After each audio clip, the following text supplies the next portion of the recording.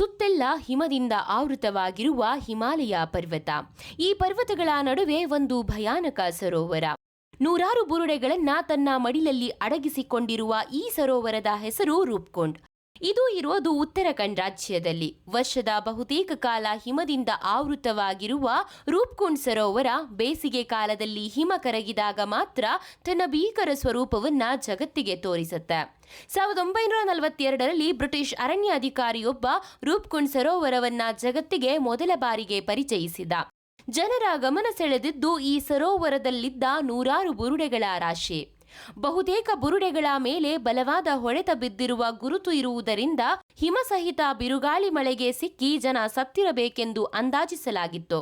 ಸ್ಥಳೀಯರ ಪ್ರಕಾರ ಈ ಸರೋವರವನ್ನ ಕಾಯುವ ದೇವಿಯ ಶಾಪಕ್ಕೆ ಗುರಿಯಾಗಿ ರಾಜ ಮತ್ತು ಆತನ ಪರಿವಾರ ಪ್ರಾಣ ಕಳೆದುಕೊಂಡರಂತೆ.